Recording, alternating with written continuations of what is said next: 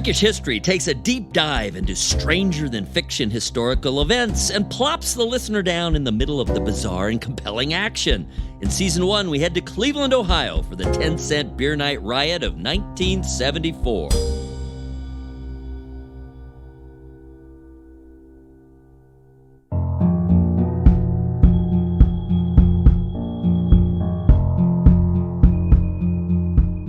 Welcome to Heading for Home, a 10-cent beer night odyssey. I'm Eric Olson. Every year, the media celebrate the anniversary of the 10-cent beer night riot of 1974 at Cleveland Stadium. Fans, awash in cheap beer, streaked, chanted obscenities, pelted the players with everything from hot dogs to explosives, then charged the field and brawled viciously with the visiting Texas Rangers and their own home team Indians.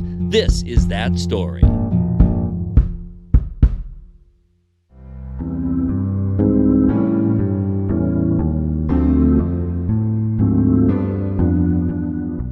Before we launch into the Heading for Home docudrama next week, let's dig into the events of that fateful game at Cleveland Stadium on June 4th, 1974.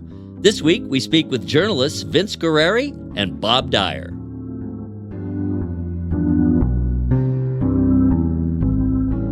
Vince Guerrieri is a journalist in the Cleveland area. His work has appeared in publications as varied as Popular Mechanics, Ohio Magazine, Cleveland Magazine, CityLab, and Defector. He's the author of Weird Moments in Cleveland Sports and several other books on regional sports history. Welcome, Vince. How you doing? I am doing very, very well. Well, you are an expert on many aspects of Cleveland history, popular culture, sports, socioeconomic, etc. Why don't we start with, where do you place this team, this Indians team, in 1974 in the context of Indians history? Well, the Indians were really, really good in the 40s and 50s, and they were really, really good in the 90s.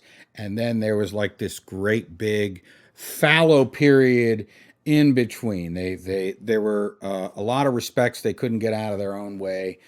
They would find some talent and then, promptly let it go, or they would find some talent that wouldn't amount to what they thought they were going to amount to. But the biggest thing that I don't think a lot of people realize about the team is that pretty much from the mid to late 50s up until they were able to put the deal together for Gateway in the 80s, the team was always a hair's breadth from moving. In the 50s and 60s, they were linked to any city. A lot of cities that ended up getting other relocated teams or even expansion teams. There was talk of them moving to Minnesota at one point. There was talk with Houston before they got the Astros. There was talk with Oakland before they got the Athletics. The two largest public flirtations, one was in the 60s when the lease ran out. It seemed like they were trying to move to Seattle. And then in the early 70s, Vernon Stouffer owned the team, and Stouffer as in the frozen pizzas and macaroni and cheese. He had some financial setbacks, and he was not able to spend as much as he would have liked. And that was the other thing, too. And you even see it today. The owners of the team may not spend as much as you would like. And quite honestly, in the 60s and 70s, there were a lot of guys who owned the team who may not have had that much disposable income to spend anyway. But anyway, Vernon Stouffer said, once they build this new domed stadium in New Orleans, the Indians are going to play, I think it was 40 home games in New Orleans every year. And the Indians had used New Orleans as their spring training site. Nick Milletti bought the team in the early 70s. Right after Vernon Stouffer scuttled a deal with George Steinbrenner, of all people. But Nick Milletti bought the team, and one of the first things he said is, we're not playing any games in New Orleans. But the Indians were still kind of hanging on by a thread. In 1973, they got 75,000 people for opening day. It was, just like it is now. You get a really good opening day crowd, and they just happen to have an enormous stadium. And That was 10% of their total attendance for the year. That's amazing. Think about that. One game, Right. 10%. So things were kind of tenuous for the Indians going into the 74 season. Absolutely. So ownership was Maletti. Who are the other key players as far as management of the team? And how was the team being handled? What was the perception at that point? Well, I believe Gabe Paul had left for the Yankees after the deal with Vernon Stouffer to buy the Indians went south. George Steinbrenner kicked the tires on the Tigers of all teams. That would have been a partnership with John DeLorean of all people. Huh. But he ended up buying the Yankees, and he ended up hiring Gabe Paul away. So Phil Segui was the front office guy at that point.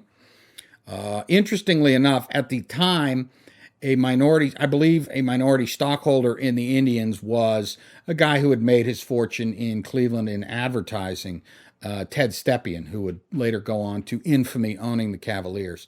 The manager of the team on the field was Ken Aspermani, and he was one of those guys who's kind of a lifer in baseball.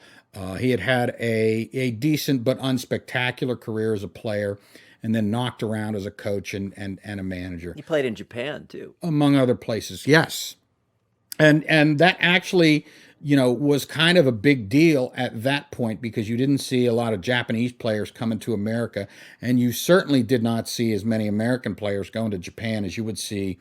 I mean, even into the 80s and 90s, where. That's where Cecil Fielder kind of got his swing back and then came to Detroit and hit a lot of home runs. I'm pretty sure that Julio Franco played in Japan for a little while as well. He's probably still playing in Japan somewhere for all we know. At 60. Right. But it was one of those teams, in the early 70s, the Athletics were the class of the league. I mean, they were at 74, they were on their way to their third straight World Series win. And they had put together this team just loaded with talent. And I guess a lot of them didn't like each other, but they all came together because they all hated the owner of the team, Charlie Finley. So the Indians were kind of middle of the pack. Oakland was the power in the American League West. And at that point, Baltimore was still one of the big powers in the American League East. They had, give me a minute, they had gone to the World Series in '69 and lost. Gone in 70 and won, gone in 71 and lost. So they were, that was a pretty good team that was assembled in part by Hank Peters, who would come to Cleveland actually after the Orioles fired him in the late 80s. The Indians had some high quality players though on that team. They really did. In 72, Gaylord Perry won the Cy Young Award. He was the last Indians pitcher to win the Cy Young Award until CC Sabathia 25 years later. He's also the last Indians pitcher to win 20 games in a season until Cliff Lee, even after that. And, he was definitely the main talent on that team. I'm pretty sure he was the only Hall of Famer on that team at that point. But you had a lot of good, solid players.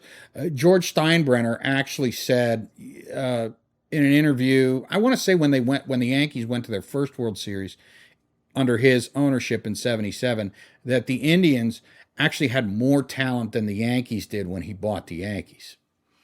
Interesting. All right. So we're coming up to this game on June 4th, and the team is doing somewhat better than expected. I think they were one game under 500 going into that game. And they are playing the Texas Rangers. And there was a very significant episode with the Rangers just 5 days before. I believe that was also a 10-cent beer night in Texas. That was a very popular promotion at the time. The Indians in 74 had actually scheduled 4 different 10-cent beer nights. They had scheduled a litany of promotions just to kind of get people into the ballpark. They hadn't drawn at least 1 million fans, I think, since '59. But about a week before that, there was a game in Texas, and the Rangers were, I mean, mediocre would be a generous characterization of them, too. It was a team that was really going nowhere fast. But Lenny Randall popped off and said, "Yeah, Gaylord Perry isn't that good. He's washed up. He wouldn't be able to do anything if he didn't throw the spitball." Milt Wilcox was pitching. He buzzed Lenny Randall. Randall put down a bunt. One of the other infielders took it, and Wilcox went to cover first. And Lenny put a little forearm shiv into him. Quite a forearm shiv from his football days. And the fight was on. And I mean, if you watch baseball, you know that most baseball fights aren't that big a deal. I mean, there's some jawing, some shoving, maybe a couple of haymakers get thrown. But this was a real honest-to-God fight. And apparently, after the game, somebody mentioned to Billy Martin, who was the manager of the Rangers at the time, that they were going to do this again. They were going to play the Indians a week later in Cleveland. Was he worried about any kind of reprisals? And Billy Martin said something to the effect of, "I don't think there'll be enough fans there for us to worry about it." Exactly right. That is exactly right. All right, so I'm glad you mentioned that this was not the only 10-cent beer night, because kind of the perception these days, looking back, is, oh my God, how could you be selling beer so cheap? And it was 18 and over, and that's also irresponsible. But 10-cent beer nights, or at least cheap beer nights, as you mentioned, that was a pretty common promotion. There was nothing particularly unusual about it. Going back years, I mean, Bill Veeck, before he owned the Indians, and we're talking like World War II, he owned the Milwaukee Brewers, at the time a minor league team. And he would talk about how, because of grain rationing, the ballpark was the only place that people could go and get beer. So, I mean, it was always a fundamental part of the baseball experience at that point. And I mean, it was the 70s, the drinking age had been lowered to 18. And, there was not, for lack of a better way to put it, drinking too much was not as socially unacceptable as it would become even a decade later. Well, even the drunk driving laws weren't nearly as draconian as they are now. No, as they became after MAD. And this would be, and I believe this was about a year before, maybe 2 years before, George W. Bush actually got popped for driving under the influence in Maine, which was a big issue in the waning days of the 2000 presidential election. But yeah, I mean, and that's right. It was not, the crime that public drunkenness was not the crime it would become. Drinking and driving was not the crime it would become. So it was very common to have these kind of beer-related promotions throughout Major League Baseball. Like I said, they had them in Texas. They obviously had them in Milwaukee, and they were going to have them in Cleveland.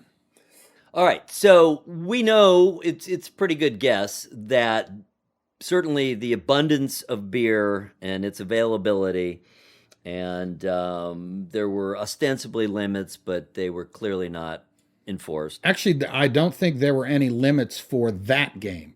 The Indians actually had a 10-cent beer night a month later, after the disaster, and nobody remembers that one because nothing went wrong. Happened. And that was the one where they said the first two are 10 cents.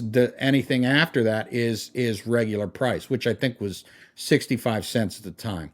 And they had tripled security. They had learned their lesson from the one in June. That's why no one hears about that game. All right, so beer was a factor, clearly. Maybe even perhaps the factor. But there had to have been other underlying circumstances and tones and through lines that also contributed to this one event turning into such a unhinged, nightmarish, some sort of Bosch painting breaking out on the field. So what are some of the socioeconomic, political conditions that you think contributed to this actual event breaking out where it did? The perfect storm.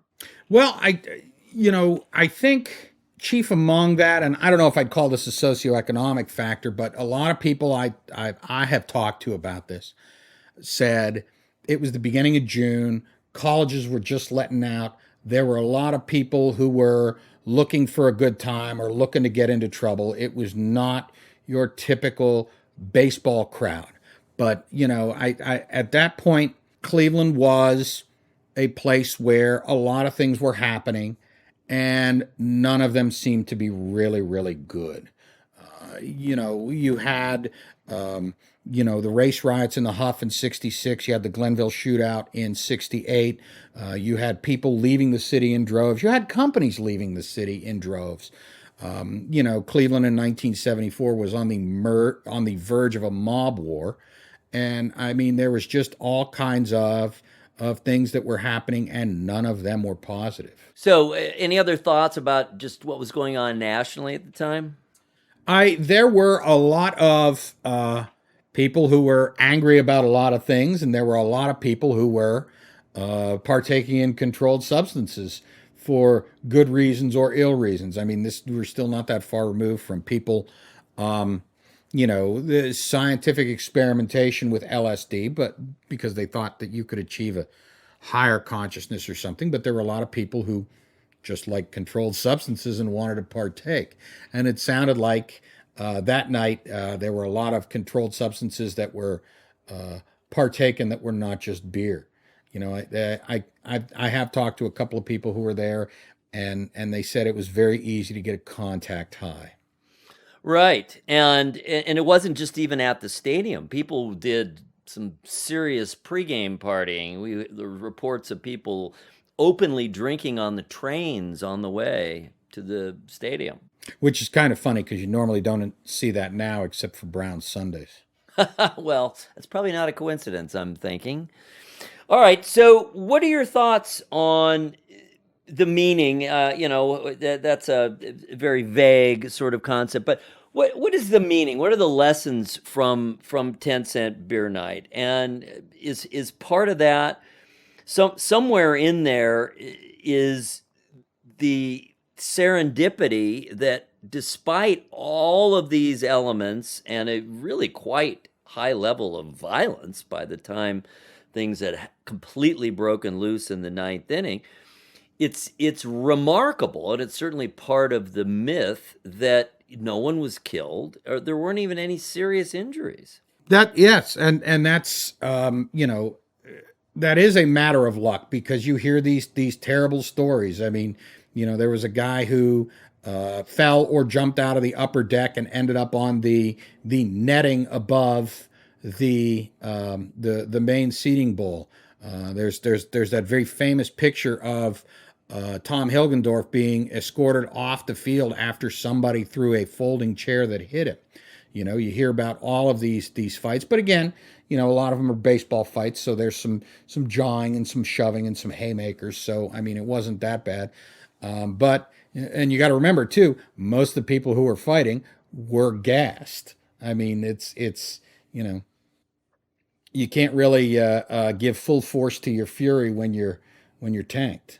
But on the other hand, you had the players who were not at that point anyway. They hadn't been drinking. Right. It was during the game, and they're taking off out onto the field, fully revved up and armed with bats. And wearing helmets. Taking off after these what became rioters. It's still kind of amazing that somehow, some way, the stars were aligned, because we would think of this event so differently if there had been a death, or even perhaps one or more serious injuries, if someone had been paralyzed or something. And the way it is brought up now, the way it's presented in the media, it's kind of this unicorn of adventure and violence, but with a happy ending. Which is really kind of funny, because the 70s in Major League Baseball was a really interesting time. There were actually several forfeitures to that effect. A couple of years earlier, the Senators had played their last game at RFK Stadium, and they couldn't finish that game because people were jumping on the field and it was the same kind of thing. They were trying to take souvenirs. They were, maybe there were some people there that were spoiling for a fight. And there are some common threads. Dick Bosman was the starting pitcher for the Senators in that last game at RFK, and he came in relief at 10-cent beer night. Milt Wilcox was a pitcher for the Indians. He was the guy that Lenny Randle put a forearm into a week earlier. And at the end of the decade, he was supposed to pitch the game for the Tigers that they ended up winning by forfeit on Disco Demolition Night. So, I mean, there are all of these moments that, things just kind of get a little out of hand, and mercifully, the endings were not happy, but not particularly bad. All right. Well, what do you think the lessons are ultimately in the big picture? What do you think of when you think of the 10-cent beer night riot at Cleveland Stadium in 1974? Well, I think the lessons were all learned by the team and then implemented a month later. Limit how much you're serving people, and make sure you have enough people around in case something goes awry. Because, like I said, they tripled security for that second game in July. They had Cleveland police. I think they had sheriff's deputies. There were all kinds of people there to make sure. And one of the writers, the guy who covered it for the Cleveland Press, said, it might as well have been a church social out there. I mean, I think he said you could literally hear the foam disintegrating in people's beer cups at that point. It was just that comparatively laid back. And it was a bigger crowd, too. Right. Well, I think resulting in all of that, or the decision that led to all of those specific implementations, was the team realized we have to let it be known, no uncertain terms, that kind of behavior is not okay. Oh, certainly. And everybody, there were a lot of people who ended up with the metaphorical black eye after this. The New York Times, the next day or the day after, referred to it as the beer night that made Cleveland infamous. As if it were not already. Yeah, poor Cleveland and its inferiority complex. This certainly contributed to it. And there were positive things going on. You mentioned earlier, not all that much was positive. Cleveland was really growing at that point, kind of on pop cultural terms, and you had the rise of WMMS and Cleveland thinking of itself as a real breaking ground for new music, in particular kind of cutting edge music. This was the first market that Springsteen really broke out of the New York area. You had a lot of European bands that made it here. Bowie made it here first, Roxy Music, et cetera, et cetera, et cetera. And that was something, people talk about the golden age of when people were going out and going to concerts and really participating in that lifestyle. And so, there were some positive elements, but I think all of that was a response to the negative things going on with, you were still declining. The industrial base was still going away. Jobs were still being lost. As you mentioned, people were still moving out in droves, at least out to the suburbs, if not farther away. So it was a way for people to express, I think, a certain real strong level of frustration that was catalyzed by, is that a word? Catalyzed It is now. by the beer, which was flowing freely. And it's just one of those things. It's one of those moments that stands out by itself in history. Sure. And Rush actually got its start in no small part because of WMMS. But, the stadium would also become known for its rock concerts. It wasn't that long before the first World Series of Rock was held at Cleveland Stadium. And ultimately those, kind of came and went as well.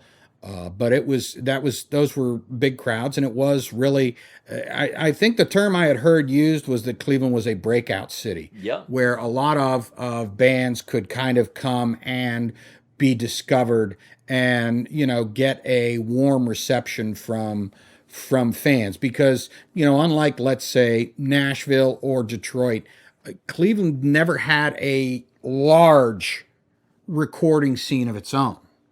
But, it was one of those places because of WMMS, because of, publications like Cleveland Scene, that because of women like Jane Scott at the Plain Dealer, kind of became well known for its fans. Right. And receptive to new music. Right. And to new trends, not just the same old, which is pretty ironic these days, isn't it? Considering what say the radio market is.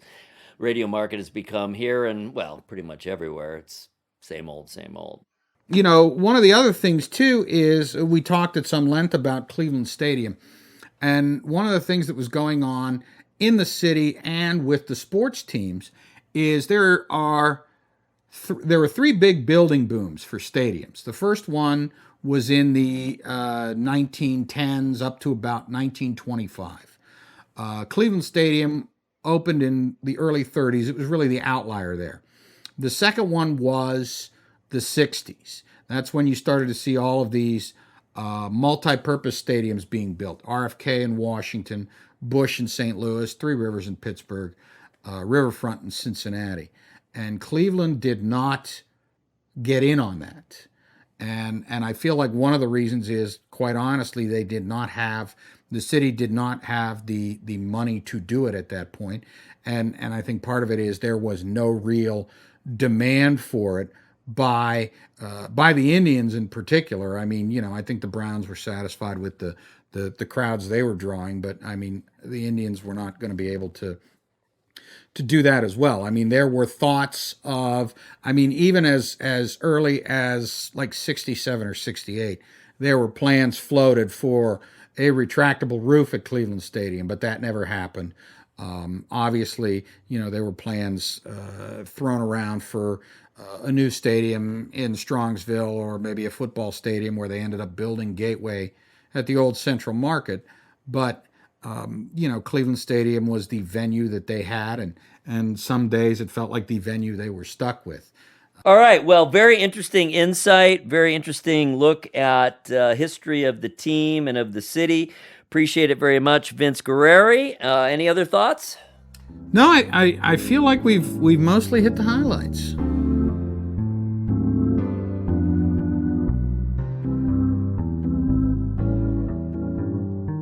As a columnist for the Akron Beacon Journal, Bob Dyer earned over 80 regional and national writing awards. He was voted best columnist in the nation by the National Society of Professional Journalists in 2008 and best humor columnist by the National Society of Newspaper Columnists in 2013.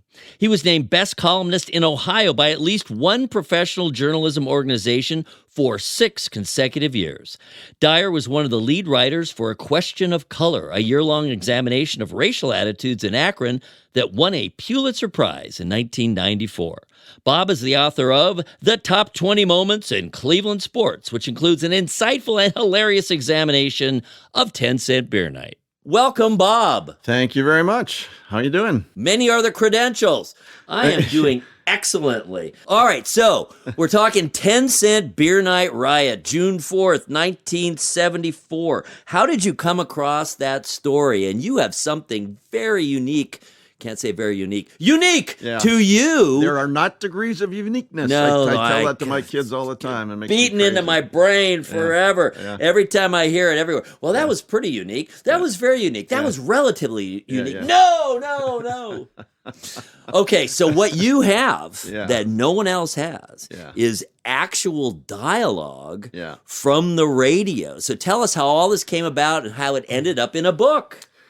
I did a book with Gray & Company in Cleveland called The Top 20 Moments in Cleveland Sports. And I went back through, I've lived here my whole life, been a huge sports fan. So I just went back through my own memory and sort of compiled a list of some of the big moments. Some of them are very obvious. 1964 Browns, 1948 Indians. And one of the things Cleveland became very well known for was the beer night riot. So I said, all right, that's got to be one of the chapters. First thing I did was went to Cleveland State, where they have archives from the Cleveland Press and the Plain Dealer, some great material there. Went through all that stuff and realized that if I could get a hold of an actual recording of the broadcast, that would be really cool. The only person on the planet, apparently, who had that was Joe Tate.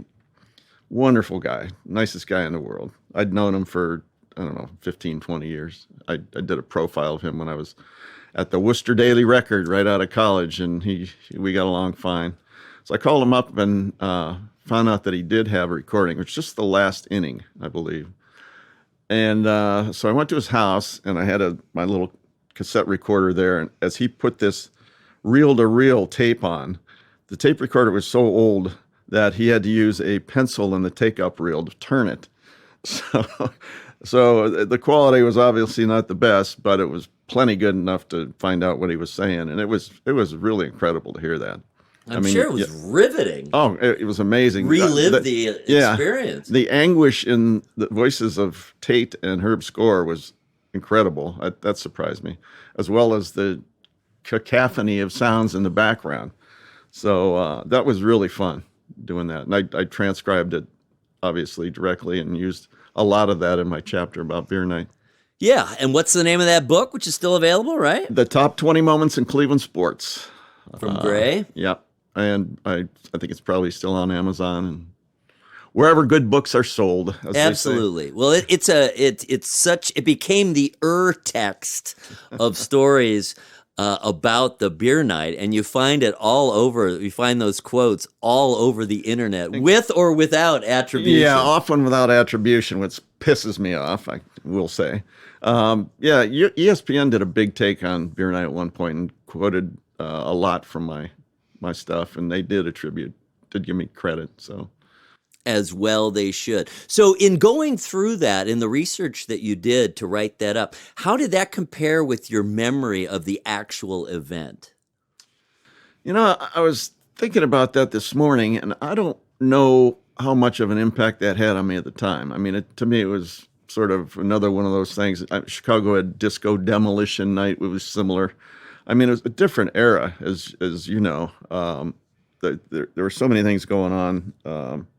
There's sort of a rage against authority, Vietnam and Nixon, and the younger people were in no mood to to be civil a lot of the times. The drinking age was 18. There was no MAD, and the whole society was pretty rough and pretty booze inflamed. So I guess I think the violence of it was something that surprised me as I looked at it a second time around, read all the clips. I mean, players getting hit in the head with folding chairs, and I didn't remember. I guess the highlights that I like to remember was the woman flashing in the on-deck circle. That was a lot more fun, but there was some serious violence there. It's amazing that nobody got seriously hurt.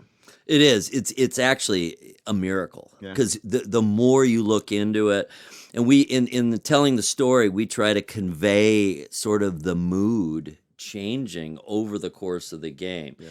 And there was hostility there from early on because the media had so inflamed.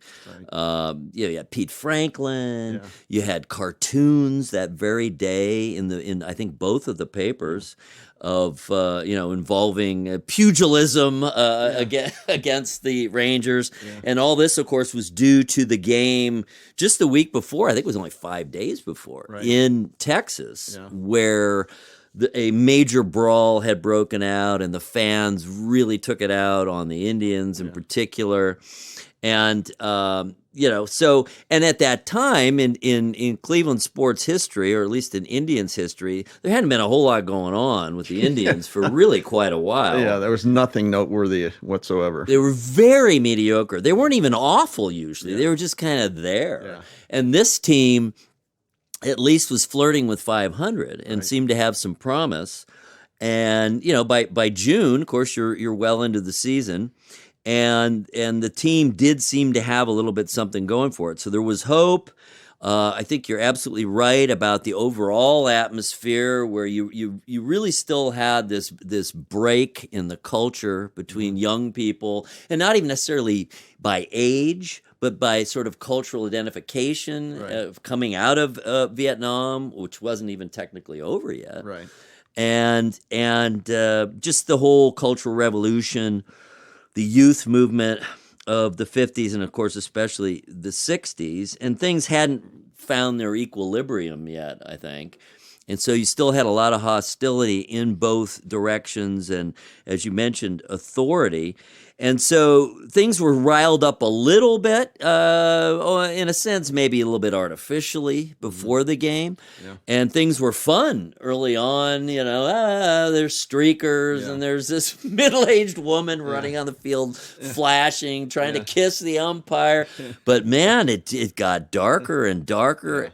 Explosions throughout the game, firecrackers. Imagine any of that happening now. Oh, it's unthinkable. I mean, the authorities would swoop down and put an end to that or call off the game immediately. It's amazing the game went as long as it did. One of the things I really jumped out at me about talking to Tate about this was he said he was talking to Nestor Shylock, the home plate umpire, after the game. And at one point, he looked down and there was a knife stuck in the ground right behind his heel that someone had thrown from the stands. He said at that point, "That's it. We're out of here." I mean, like you said, it really is something of a miracle because the weapons. I mean, people in the stands wrenching seats out of the concrete, breaking off pieces of the metal, and the players themselves going after fans with baseball bats. Yeah. I mean, I don't want a professional baseball player coming at me with a bat. Even Billy Martin with a fungo bat. I don't want any part of that. It's crazy. We've talked to Terry Yerkic, who sort of kicked it off, the final riot by taking the hat off of Jeff Burrows. Yes, in right field. And his story is very interesting and really fun. And he was just like, I don't know, it just came over me. It seemed like the thing to do. Did you ask him how many beers he'd had before that? He said he had spent a few dollars at a dime each. So that adds up, I mean, 10 to $1. Yeah, even if it's 3-2 beer, it's still you drink enough, it gets you there. That is plenty. And he said, he was young. He was like 19. Yeah. And what's so funny about him or interesting about him is he had been a state champion wrestler. Oh, I didn't know that. Yeah. Wow. And I think he was either his freshman or sophomore year of college when this happened. And, so he was this excellent athlete, very well trained athlete, and it's funny the battle sort of with Burroughs going into karate mode, and he slipped and fell, and that's what kicked it off. Yeah, and that if you were ever in the dugout at Municipal Stadium, the field was crowned, so if you're in the dugout, you really couldn't see below the knees of the right fielder. So when Burroughs slipped and went down, Billy Martin didn't know what was going on. And that's when he said, "Okay, guys, let's go out there." And he grabbed the fungo bat and they ran out to right field. But the whole concept today sounds insane. I mean, dime beer night. As I said in my chapter, they could have done like a brass knuckles night or free spray paint for the first 5,000 fans, or how about a Little League promotion, Chief Wahoo switchblades. I mean, it was insane. One of the funniest things I think is they actually did have a promotion for Mother's Day, where they gave mothers free cans of deodorant. Honestly, in real life, that happened. This is the mentality of the Cleveland front office in those days. Well, they were really having a hard time drawing. Yeah. The stadium was so grim. And was so huge, and it took those traditional opening day crowds that always filled it, to make it even feel remotely anything like cozy and fun. Opening day, they'd get 74,000, and the second game they'd get 5,000. I mean, year after year after year. And the payroll was always low. You had a series of owners who. Really, when you look at today's sports, they're all billionaires, right? All the owners. And I mean, if you don't pay to play, look what's happening with the Oakland A's. Yeah. Finally just giving up, moving on. Yeah. If you're an owner who is not willing to put in huge money, and these franchises are worth now billions of dollars. Yeah. And there's so much more money involved, and everyone gets paid so much more. It was still more of a blue collar. It wasn't the blue collar game that it was way back, But even the 70s, you had people just, they weren't making $100,000 a year. Yeah, and there's a remarkable change in the relationship between players in baseball and the other major sports and the media. In those days, you could sit down and talk to them, and you're both sort of on the same level. Now there are these elite people who are making millions and millions of dollars, and they really don't want to. They want to manage everything that's said about them, and there's no real personal relationships. They have literal entourages, and they have media people and representatives, and they're surrounded by people. Yeah. I know what you mean. It's a different world, and players were still, of course, there was pressure to take care of yourself, to be the best athlete you could be, but there was a lot more wiggle room. If you rewinded a decade or so more, I remember in the NFL, most of the Browns had off-season jobs. They'd sell cars or whatever in the off-season because they just weren't making much money. Back to the beer night, I'm wondering how the entire cultural situation, do you think the fact that it was a more democratic time in terms of the difference between the socioeconomic difference between the players and the fans, did that lead to this happening the way it did? I mean, yeah, I don't think so. I really don't. I think it was that just people were ready to party and they were pissed off at the world in general. I don't think they, I don't think they said, well, these people are, I don't think it was a factor, I guess, frankly. Another interesting thing about that episode was they had 3 more beer nights planned, and the Vice President, Ted Bonda, had no intention of canceling them, even after this. That's another insight into their mentality. Finally, the American League president, Lee McPhail, said, no, you're not going to do that again. So, but I just think it was alcohol does amazing things to people, as you know, especially if you've had a couple bucks worth of dime beers. So that and the like I say, the overall rage against society. And just, as you pointed out, it was a very youthful crowd. When you're in high school and college, you look at life a whole lot differently. It's like, I can do anything I want, kind of, until you find out you can't. Well, I guess ultimately what amazes me most about the whole thing, and think of how differently we would think about it in retrospect, is the fact that there weren't any deaths or even serious injuries. Yeah. Because when you have that many drunk people running around, all you'd have to do is have someone slip and fall and hit their head or the concrete. Or they're throwing M80s all over the place. Somebody could have had an eye blown out very easily. It is remarkable that there were no. I don't remember anybody even being hospitalized. I think there were something like 9 hospitalizations, but it was only overnight kind of stuff. I mean, it was minor injuries. It is amazing. Knives flying around, explosives flying around. Mike Hargrove got hit with coins playing first base, tossed from the stands. You look at some of the highlights of say basketball games, people flooding the court. I was watching a Reggie Jackson special on, I think it was Netflix the other day. And when he hit those 3 home runs in the World Series game, the fans just poured out of the stands, and he had to sort of muscle his way through to get back to the dugout at the end of the game. And I mean, that would never happen today. You'd have, they bring in the, the National Guard before that would happen. Yeah.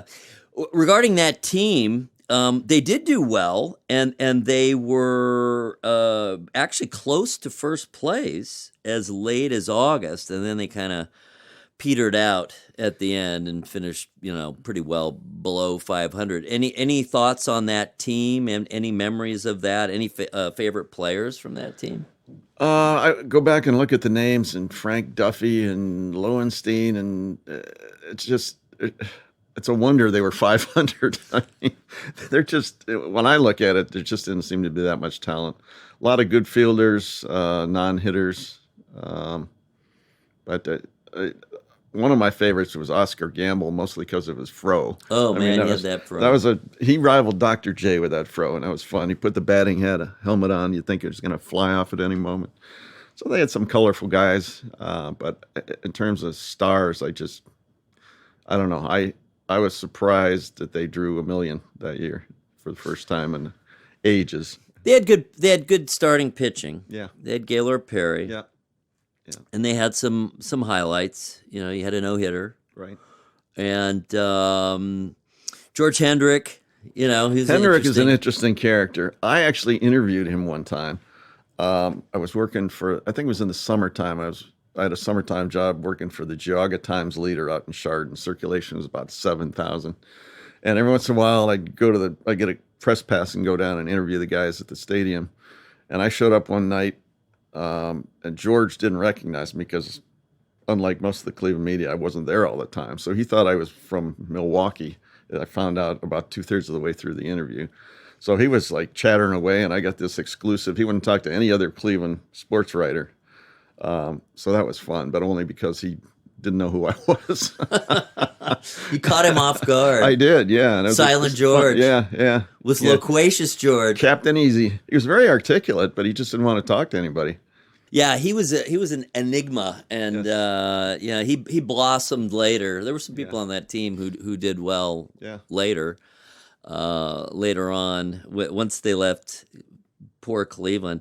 That's still why there was the tragedy of the World Series losses, you know, in the 90s, especially 97. It was right there. But actually, of all those teams in the late 90s, that was the least talented, I thought. Everything came together perfectly, and they just got this mojo going, and it carried almost all the way through. It is hard to believe the 95 team didn't win. They were phenomenal. Talk about magic. Yeah. You know, 100 wins in a shortened season. I was at Game 7 in Miami in 1997. I was about, 10 rows back toward the end of the game. I'd been in the press box, and I came down, and I couldn't even believe what I was seeing. I thought finally, after an entire lifetime of trying to win one damn World Series, we were so close. I certainly was. We were watching at my father-in-law's house, and we were so excited and just so revved up. Yeah. And it's like it's finally happening. Yeah. But the 95 team, I mean, I think their 7-hole hitter was hitting 300. I think Tomey was batting 7th for a while. I mean, it was astounding. Staggering. Yeah. I mean, that lineup, and the pitching. Yeah. I mean, it just had everything. Yeah. It was like they seemed to feel in the World Series like, we don't really have to try that hard. Well, it'll come together. Yeah, we'll figure it out. Well, I think they also ran into one of the best pitching staffs ever assembled. I mean, true. Those Braves were amazing. Because it wasn't even that close. They lost in 6, right? Yeah. That was tough. All right. Well, we're celebrating an event that probably is not worth celebrating. I think remembering would be a better way to put it.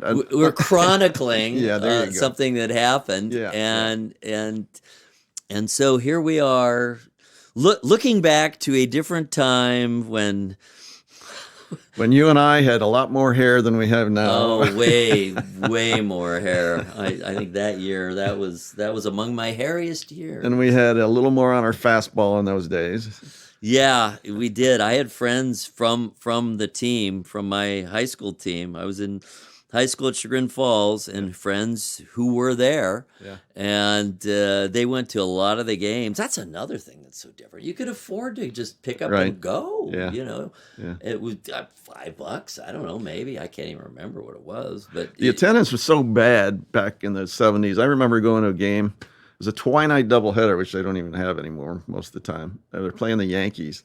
And I showed up, I think, midway through the first game. And I said, hey, do you have any box seats left? And they sold me 2 tickets. I was like 1 row behind the Yankees dugout. I just showed up, and there I was. I mean, there was so little interest most nights. Yeah. And just the value put on that real estate was so different. And you didn't have all these layers of reselling tickets, Right. all the fees attached. Yeah. It just really was a different time. It was a much smaller scale. So, I wonder how the athletes feel. People who've been around long enough to know the difference between then and now, or have seen the evolution, how they feel about it. I mean, sure, it's pretty great to be making literally tens of millions of dollars, but it's a very different feel. There's so much more pressure, and you are every single movement is scrutinized. I don't think any of the modern players have any sense of what it was like 20 years ago. I mean, they can read about it, but unless you've lived through it, I'm not sure it has. But I don't think it registers with them how different it was. Yeah, and how much more, quote unquote, normal professional play, and not professional, but major league. I mean, that was still the absolute apex. These were the best players in the world, period. Right. And you still were relatively undervalued. Yeah. By pay, by recognition. Compared to other entertainers, for sure. Right. And, even sure, there's always been superstars, and they always got plenty of attention. That's probably the biggest difference, is in that medium, that mid-level player, the journeyman. Yeah. I mean, they really didn't get a whole lot of attention. Yeah. They didn't get a whole lot of money. Yeah. All right. Well, thank you so much, Bob Dyer. What a pleasure speaking with you. Thank you, Eric. I enjoyed it. Good time.